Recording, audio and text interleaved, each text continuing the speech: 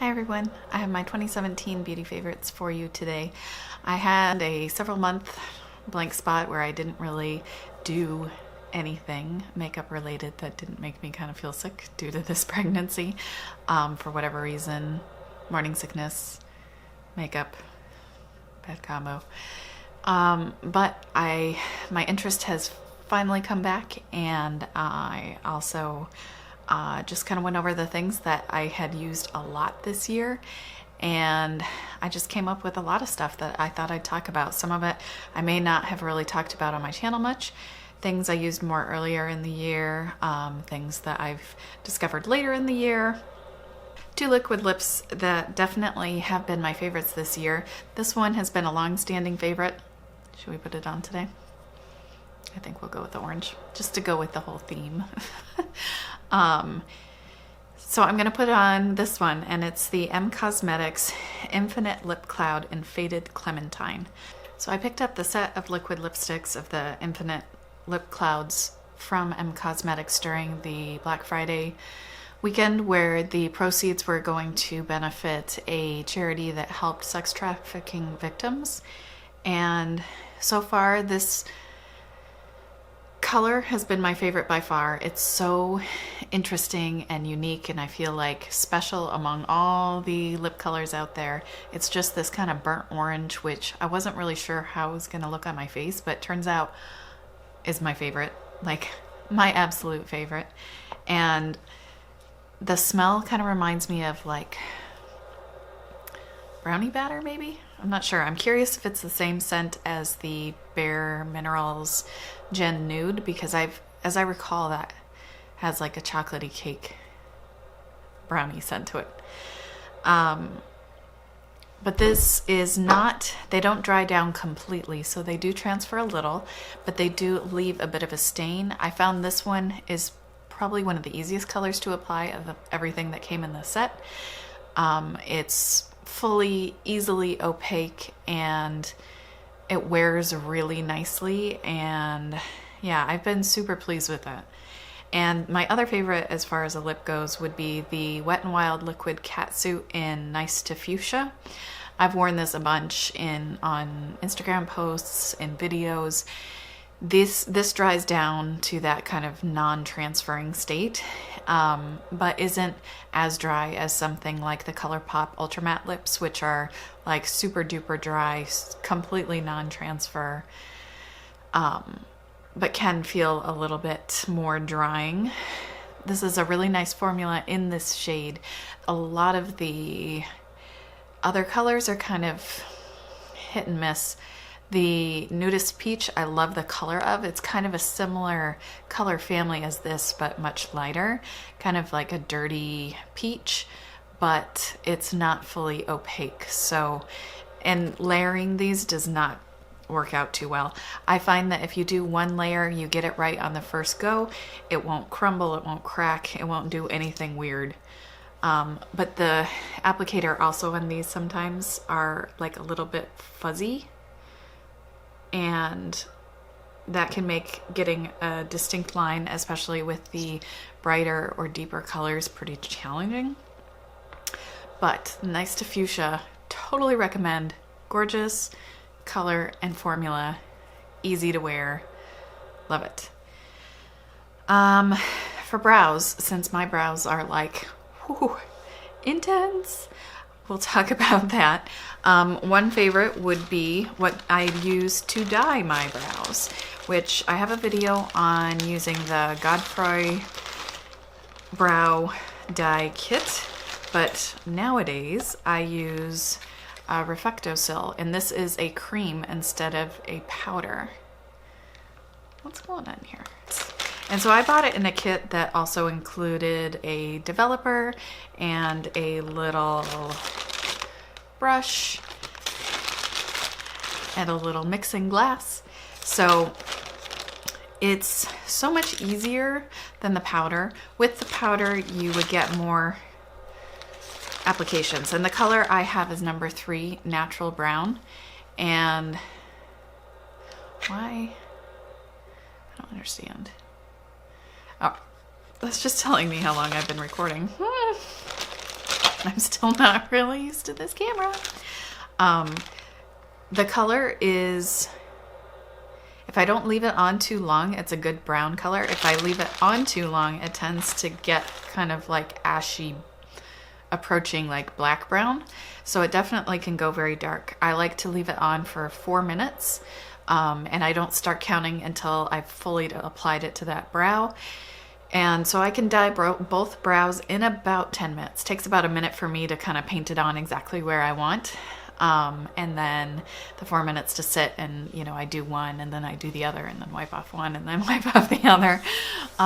So it's really fast, so worth it. It lasts for me probably maybe 4 weeks before I start to really notice how much less color I have in my brows. My brows are naturally just kind of a very light ash blonde, so my hair is naturally brown, so they just disappear on my face. So love that. The powder come in little capsules from Godefroy. That's, I think, where I was trying to go with that before I got distracted by the camera. And I found those little powder capsules really hard to take apart. So I often made a mess using them. And also the developer, I felt like, I don't know, it just expired or something. It just wasn't really working anymore. It wasn't really, I was dyeing my brows, but there really wasn't much of a change in the brow color. So that's why I went ahead and bought this new kit with the new brand. And so far I've been using this maybe close to a year and everything's still good to go. There's definitely less applications with the tube of cream, but that's fine. I would totally, you still, compared to getting your brows tinted somewhere else, like at a salon or with Benefit or wherever, it's going to be like the cost of one visit versus paying every 4 weeks, every 6 weeks, every 3 weeks, 2 weeks. So definitely a great value there. Of course, you have to be very careful. I think they probably say somewhere in the warnings that you shouldn't use it on your eyebrows because it could make you go blind. So you do really need to be careful with this stuff. Make sure none of the mixture gets anywhere near your eye. Make it more of a paste so that you don't have to worry about dripping. Follow the instructions and accept that you are taking a risk doing this yourself. But I have been dyeing my eyebrows for a couple years now, I would say, and it is so worth it. It really makes it so much easier. If I want to go natural, I can just, for the first week or so, maybe 2 weeks, I can just put in some brow gel. As they start kind of growing out and fading, then I need to usually add more, especially towards the front where I don't have much hair. I need to start really adding more and more product. But yeah, if I stay on top of it, it can really cut down the amount of time I spend on my brows. So I have 2 more. I have a lot of stuff to say about brows.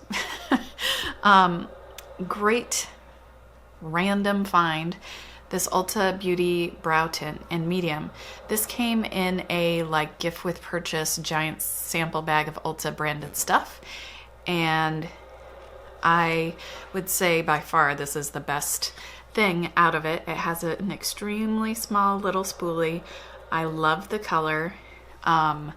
This tube is starting to, I think, get empty, but I would highly recommend it. It's a good price. Plus with Ulta, if you're interested in buying other Ulta makeup, you can get really good deals. Like right now they have a buy 2 get 2 free within the Ulta brand. Downside is I don't really buy a lot of Ulta stuff. So I would rather wait until I can use some sort of other discount, like maybe a buy one, get one 50% off. Unless you want to buy 4 tubes of this, and then, hey, that's an amazing deal. You can get it for $5 a piece, essentially.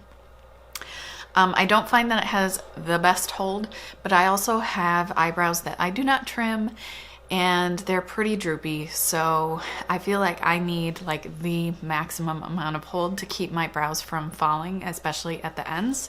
So I don't find that this is great hold wise, but if you do trim your brows or you have less droopy brow hairs in general, I think it probably would be suitable. But a lot of times with my brows being completely undyed, I can use just this and be happy with the results. It wears well. I find it doesn't like smear around or anything. And yeah, it just seems to last pretty well at the front of my brows, which is where I have the most problems. Last brow thing. So this is totally, I have bought this before, was not super excited about it, kept it, liked it, but didn't really love it. Now I have a reason to love it. The Anastasia Dipbrow Pomade in medium brown. So I also have ash brown, which is definitely more gray toned, and this is a quite dark, cooler brown, and it's what I have in my brows today other than them being dyed. So I had gotten a sample card with a bunch of different colors on it, and just kind of on a whim I used the medium brown, and I really liked how it looked, and I could get kind of a faded application towards the front, which I find rather tricky to do with other products, and it stays on the front of my brows and it stays on the sides even if I take a nap. And I'm in my 3rd trimester, and I did not nap during my 1st trimester, which is usually when there's some pretty intense fatigue, but it didn't really get to me. But I don't know, since I've been in my 3rd trimester, I've had no patience and no energy. So I'll actually nap for like 20 minutes while my 2-year-old is napping most days, which is shocking. I have such a hard time taking a nap during the day, but it's been happening, and my brow will stay on when I use the Dipbrow. Now, I will say that my face is much drier than it ever is normally. So I don't know if I'll get this kind of lasting power once my face gets back to like producing oil. So I don't know, we'll see. But in this like dry face state, it's amazing because I don't know what happens at the front of my brows. I don't know if it's sweat or oil or a combination of things, but even during the winter, I'll see it like beating up, and whatever I have brow product wise will just disappear. Sometimes within the first like half an hour of putting my brows on. And a lot of times it will leave kind of like a hole at the front of this brow. It's so obnoxious, but I have not had this problem at all with the Dipbrow, which is amazing. And I definitely have with pencils. On the days I use pencils and powders, it just disappeared off the front of that brow. So I know that this has definitely worn much better. We'll see if it has that same sort of performance once my face is oily again. But I've been so impressed. I love the color. I feel like it's really close to my natural brown hair, which is up here. Like down here is still dyed, slowly growing out. And yeah, so I feel like it's really close. Can you see how much like growth of like white hair I've got going on here? It's happening eventually, slowly. So since we're talking about eyes, we'll just continue on with that trend.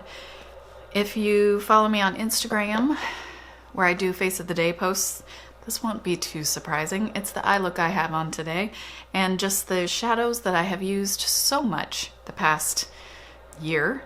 And it's Makeup Geek shadows and Colourpop shadows, and specifically this eye look I have done probably, I don't even know, 30 times maybe this year, which is unusual for me because usually I like to just mix it up all the time. It's Makeup Geek Desert Sands in the crease and Makeup Geek Foiled Shadow in Magic Act. That's all. And I do it all the time. I love mustard.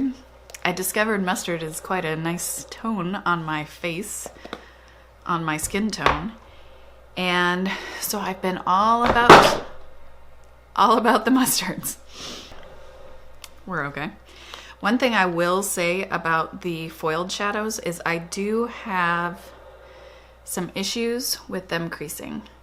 The one issue I do have with this foiled shadow is that it does crease and like transfer.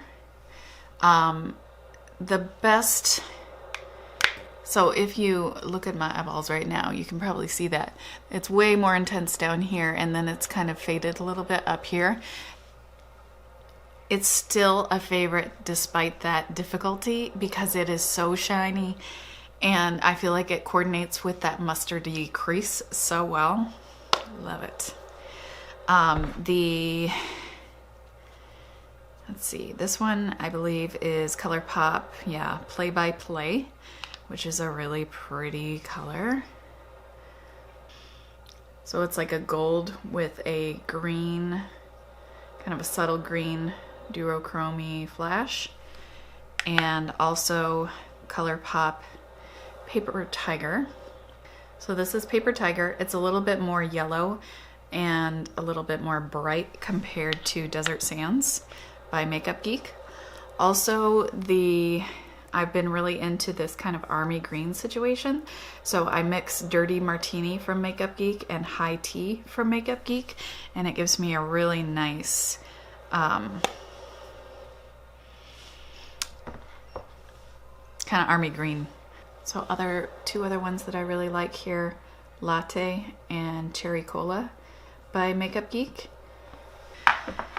Okay, eyeshadow, more eyeshadow. Also Modern Renaissance from Anastasia. There's a mustardy tone in there, and I think that may have been the first kind of mustardy shadow that I had bought, and it wasn't quite like mustardy enough perhaps.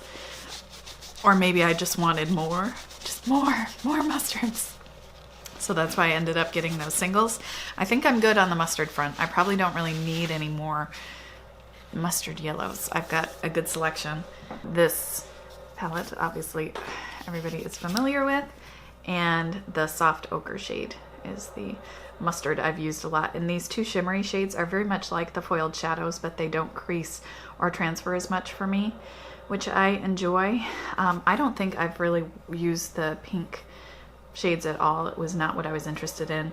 I really like the orange, this sienna, and the other burnt orange. I mean, these are all really tones, like obviously on trend tones and colors I've also been enjoying. So I've liked everything about this. I just haven't used the pink all that much because that was not really what I was interested in when I bought this palette, but I have used this palette a lot. It's a little bit more powdery than I like to deal with these days. I feel like I'm more interested in like the Urban Decay Naked One palette. The two mattes in there were so good without being powdery. And I've come to really appreciate that just because it makes your palette such a mess and you're always tapping things off and you get this like pile of shadow product that's just like floating around and it's just annoying. I feel like they work fine on the eyes regardless, but it's just tiring to have such messy shadows and knowing you really have to tap them off well to avoid making a complete mess on your face. So I do wish that this was less powdery, but the colors are great. Other shadows that I have really enjoyed, especially when I was kind of on the I didn't want to wear makeup but I wanted to wear something kind of phase, the Colourpop Supershock Shadows. So these, it doesn't work anymore because of my skincare situation, but these were the only thing I've ever found that I could wear without creasing, without a primer. So this is Bill. As you can see, you don't get a ton of product in there and they are only $5–6. So, I mean, I guess that can't be too terrible because sure feels nice to actually think you might be able to finish something for an eyeshadow when you've got a big collection. But, you know, I've reached pan quite a while ago, but there's still a lot of product still kind of around the edges. And that shade is called Truth. And they're just easy. The mattes are easy. I only apply them with my fingers. They go on so nicely. And if I'm going to wear glitter, it's one of the easier formulas to deal with. This shade is called Glitterati, and it's a bunch of, I think, gold glitter in like a more silvery base. It is so pretty and so easy. As long as you don't try to blend over them with a brush after you've put them down, you don't have to worry about the glitter going anywhere. It really stays down nicely. Such an easy way to do glitter.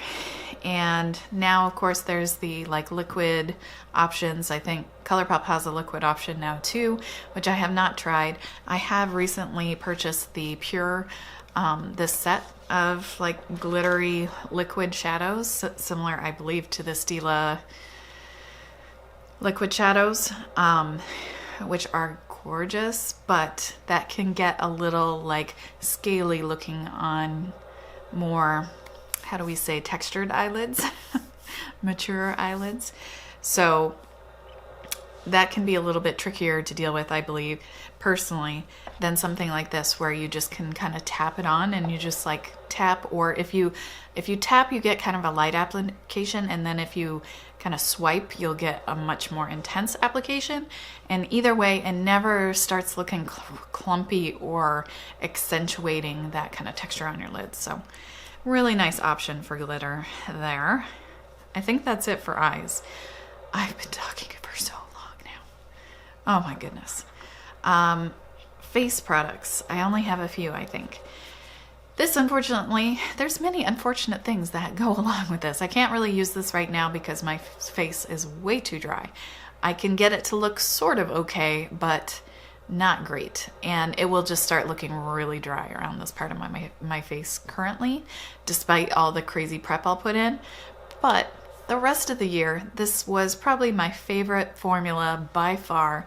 It's the Lancome 10 Idole Ultra, and this is in 90N. It is a tiny bit dark. If I add white to it, I feel like I get a really nice color, but it is, since I only wear kind of light to maybe medium coverage, I don't need a super close color match to my neck because there isn't going to be like a distinct line of coverage.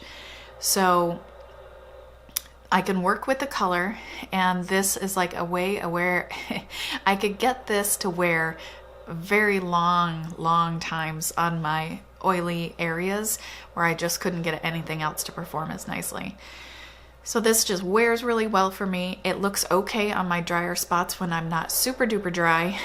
It is too dry for me now, like I mentioned, but when I had more normal to dry as opposed to like extremely dry skin, it really wore nicely, and I could get a good 12 hours out of this and it wouldn't break up or fade or look patchy. Really super nice formula. Unfortunately, it's been reformulated and now there's alcohol pretty high in the ingredient list, and that is something that I avoid putting on my face. So I will not be repurchasing. I only have a little bit left of this, maybe like that much, and yeah, it's a shame. Last thing, is this the last thing? Let me check my little list before I say that. Second to last, something that combined really well with this foundation is the Paula's Choice Super Light Daily Wrinkle Defense SPF 30, and it's a matte SPF. It has a tiny tint to it, but I don't think you can really see it on your face. It's the only SPF that I used that truly was matte and also would extend the wear of my foundation.